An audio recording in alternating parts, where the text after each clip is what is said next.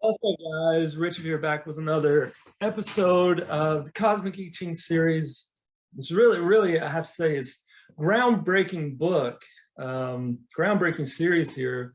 We're really going through the cosmic, the broadest meaning of all the hexagrams, and I think you can really see that. And this book has changed my life, and I think it can change everyone's life. So let's resume here with hexagram 42, increasing, which is wind over thunder. The judgment, increasing. It furthers one to undertake something. It furthers one to cross the great water.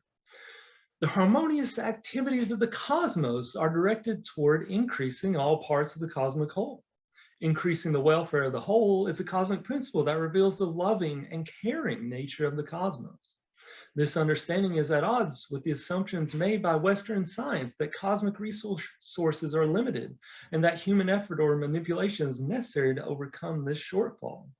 This is only true inasmuch as people have separated themselves from their original unity with the cosmos by adopting mistaken ideas and beliefs about its true nature.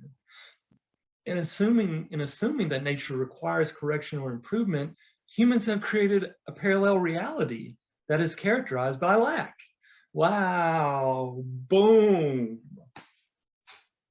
This hexagram is a statement that a person can reunite with the cosmos and participate in its constant flow of gifts if he undertakes something, meaning if he rids himself of the mistaken ideas and beliefs that slander the gift-giving nature of the cosmos. For a list of these ideas, see below. We'll be getting to that.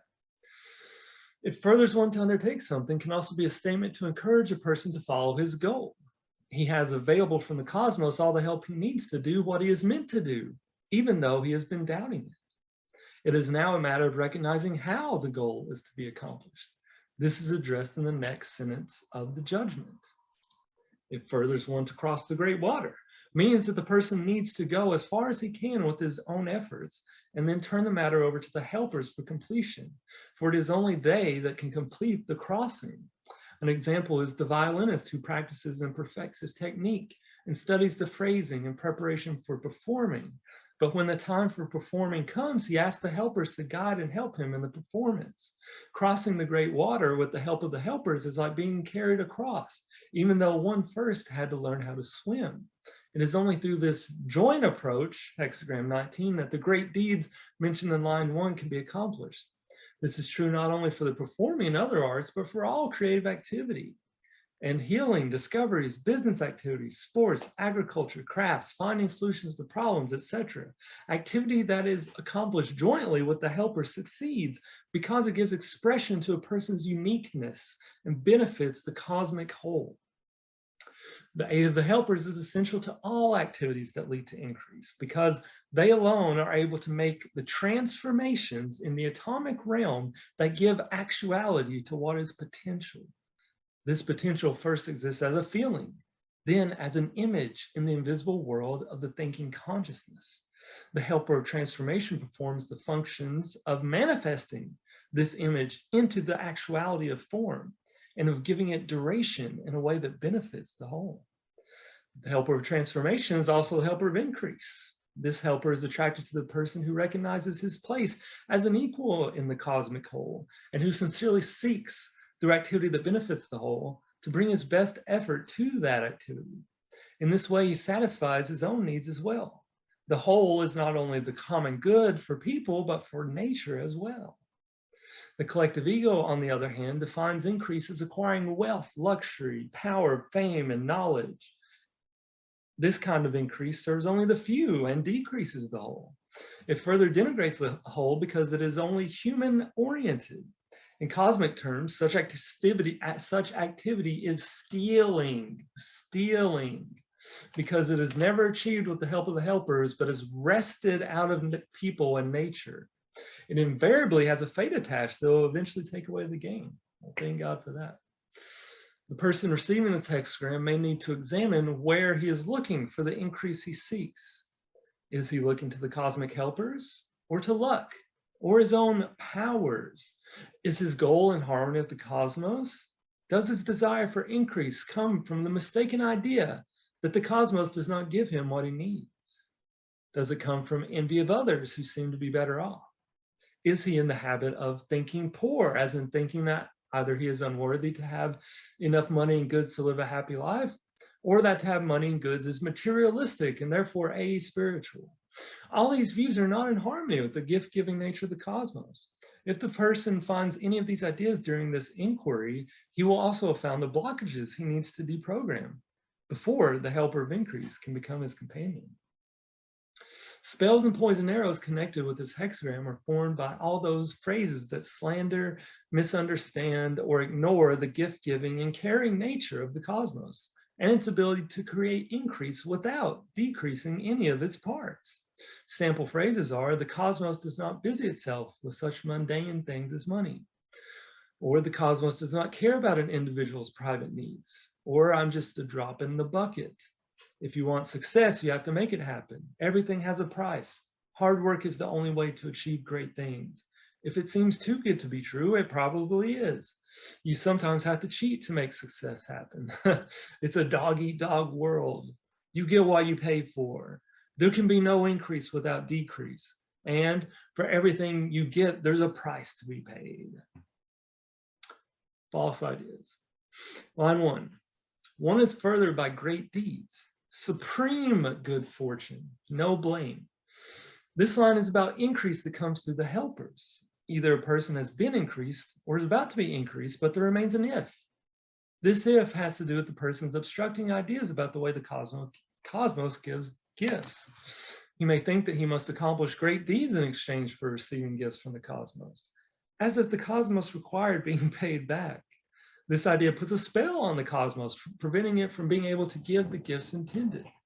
When a person is in harmony with the cosmos, he receives its gifts freely, without strings attached, because they are the cosmic response to a person's modesty. The person drawing this line needs to rid himself of any mistaken idea he holds about the way the cosmos gives gifts. Doing so frees the helpers to bring him the supreme good fortune mentioned in this line. It is the helpers and not humans that accomplish the great deeds that increase the whole. Their deeds are great because they add to the well-being of the whole and have duration.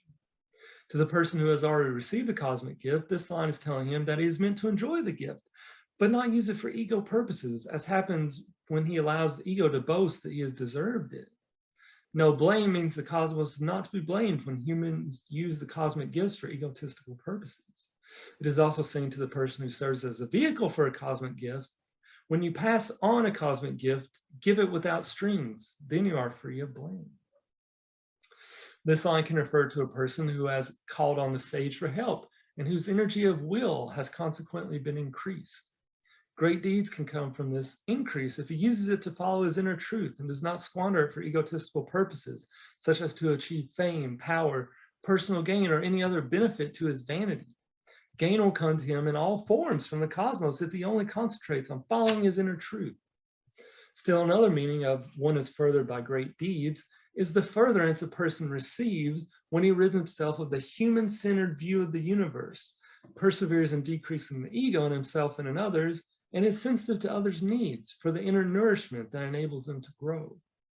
When receiving this line before an undertaking that involves other people, it indicates that the person needs to call on the sage in his own presence and in the other people's presence to prepare the situation. Then the sages can take over and guide the affairs. The sage also draws the other cosmic helpers that are needed to create results that have duration. Line 2, someone does indeed increase him. 10 pairs of tortoises cannot oppose it. Constant perseverance brings good fortune. The king presents his offering to God, good fortune.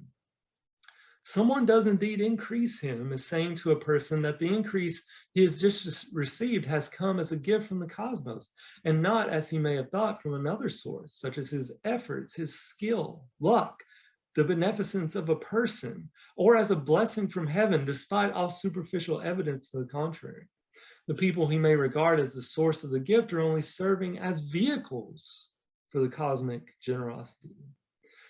The tortoise is a reference to the ancient imperial practice of consulting the tortoise oracle before offering sacrifices to heaven in order to obtain good fortune. When this line was received, it was taken as a favorable sign. When taken as a metaphor, the line can be indicating that a person mistakenly believes that the sage requires sacrifices in exchange for blessings. Such thinking is not in harmony with the cosmos and blocks the gifts the sage wants to give him in the form of insights. The sage does not make deals or demand tribute in exchange for its gifts. In a broader sense, anyone who looks upward as to heaven, where the dead supposedly go, or to a God created in man's image, looks in the wrong direction and knocks at the wrong door. To unlock the door to the helpers, which are the true source of the gifts, a person needs to rid himself of the belief that the blessings come from a divine source. He is called by this line to rid himself of the whole imagined structure of heaven and of any higher beings that humans have put in the place of the cosmic consciousness and its invisible helpers. The line can also make a person aware of the cosmic qualities and talents he has come with at birth as cosmic gifts. The collective ego would deny that he has them in order to appropriate and turn them to its purposes. It does this by asserting that he needs to imitate positive qualities in others. A person may receive this line in response to his thinking that he does not possess such cosmic qualities or talents. The line is saying, you have all the gifts and help within yourself, but you are blocking them with your doubt. It is also saying, look within and ask within for the help you need. Constant perseverance brings good fortune can have two meanings. It can refer to the good fortune that comes from appreciating one's innate qualities and abilities and asking for help from the helpers in the invisible world. It can also refer to constantly looking for good fortune to come based on the idea it will come if I only persevere long enough. Perseverance and putting one's hopes in the sheer quality of perseverance only brings misfortune. This line can also be about a person's trying to obtain cosmic gifts through imitating others who have received them, although have followed the conventional ways to success. Such a person sees others as possessing some secret formula that he can emulate. Envying what others have creates problems both for himself and for the person on whom he projects his envy. Every person comes with unique gifts and talents that want to be brought to expression in a unique way. By enviously looking at others, he is distracted from freeing his own gifts and talents from the inner prisons of doubt and fear that keep them fixed in spells. Another trick of the collective ego to keep a person from recognizing his own inner treasures is the idea that he needs to develop supernatural abilities to communicate with the cosmos. Tricky. Line 3, one is enriched through unfortunate events. No blame if you are sincere and walk in the middle and report with the seal to the prince. One is enriched through unfortunate events refers to a person who has been enriched by the cosmos, but the gift has a fate attached. He has received what he was attached to having, but through the decrease of others.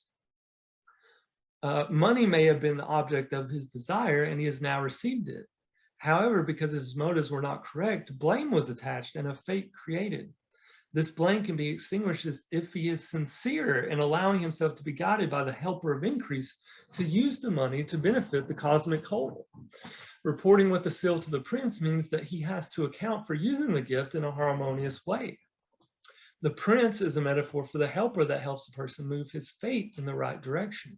If he does so, his fate will be extinguished.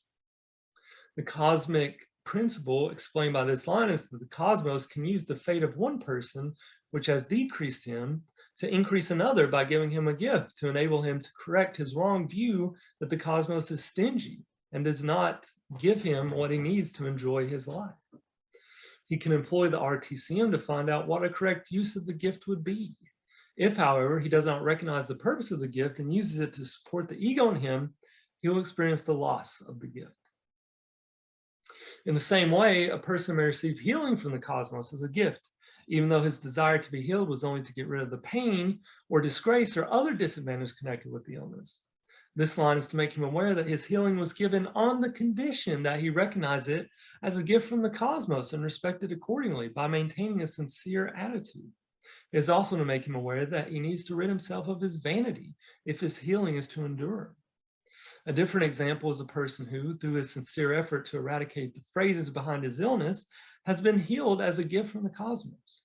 After being healed, however, he returns to the arrogant attitudes he formerly held, such as thinking his healing was due to his deserving it, that he had a right to be healed, and that now he can act as he pleases, as when, after recovering from a respiratory illness, the person returns to smoking pot or other abuse of his body.